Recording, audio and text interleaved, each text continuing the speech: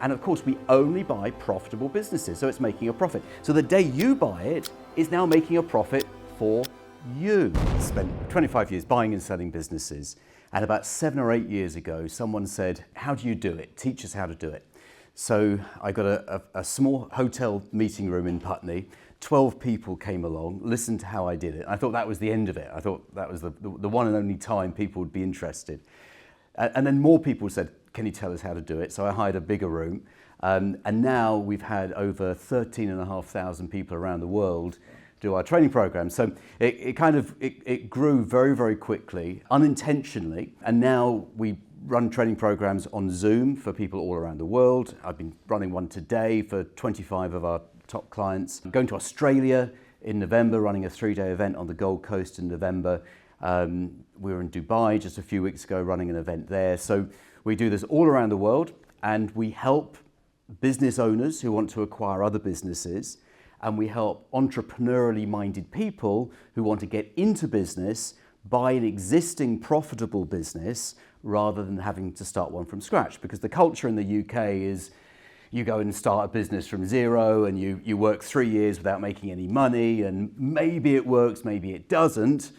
My philosophy is very much buy a business that someone else has already proven works, already makes money from, and buy that business from them and sort of carry on their business. Yeah. But with a couple of differences to what most people expect. Number one, you don't manage the business day to day, because that's the stress, that's the hassle. Anyone who's run a business, owned a business, knows that that's where the stress is. And number two, when you buy it, you don't go and remortgage your house, put your life savings into it.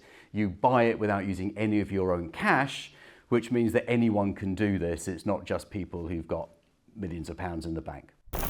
If you want to find out how to buy a business successfully, get your free business buying toolkit. The link is in the video description below. Because I'm not really a social media person. I'm on LinkedIn, and recently I've been put on TikTok, which is quite an experience. It's something that's slightly out of my comfort zone on that one. But I've discovered that when you put videos on YouTube, people all around the world find them. And I've got a YouTube channel, which is really, I don't really do any marketing, I just put videos on YouTube. So that was the beginning of it all, and completely unintentional, really. And prior to the pandemic, I was running events live. I was sort of hiring venues and running conferences. And then, of course, with the pandemic, like so many other people, I was thinking, what happens now? I can't run conferences. Does everything just stop? And then someone said, we can do it on Zoom. Now, I'd used Zoom before, but I'm not really a technical person in any way whatsoever. Right. So I got someone to teach me how to use it, realized actually it's a lot easier than it appears. And then suddenly I had people from all around the world coming onto these Zoom sessions, and the business just grew and grew. So anyone who started a business knows that it's hard, headaching work that doesn't always prove successful. And I've started businesses. In fact, I've never worked for anyone else. I've never had a job. I've never had a job interview. I've never had a P45. I haven't got a CV. It's a completely different world to me. So I dropped out of university at 19, didn't get my degree, which was very disappointing to my parents and also to me, actually, because I thought that was the path I was going to take. Buying a business is a roller coaster, which is why you need a lawyer who knows what he is doing. So why not use mine? His name is John Andrews, and you can find his contact details below this video. I wanted to start a business, but looking back, I did it the hard way. Yep. You come up with an idea, yep. You try and market test the idea to see if there's going to be people who buy your idea, and you go through this painful process where you can't pay the bills for a long time, and then it might just work. Now compare that to buying a business. So you've got someone who's already been through that pain.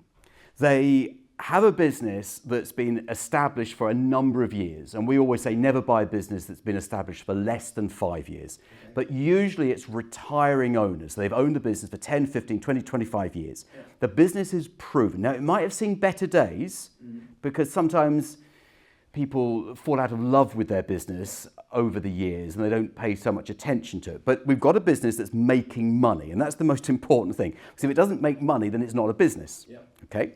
So we've got a business that's making money. If we can take over that business, if we can construct a deal that means that the exiting owner is happy with that deal, you're happy with the deal, you can take over the business. Remember, we're not remortgaging our house, we're not spending our own cash. And now we have a business that's already got the things that startups struggle with. It's already got a brand, it's already got a website, it's already got an office, it's already got staff, it's already got products and services, it's already got customers, and more importantly than anything else, it's already got cash flow. So it's got money coming in. And of course, we only buy profitable businesses, so it's making a profit. So the day you buy it, it's now making a profit for you. Right. And I think that's a lot easier than struggling with a startup.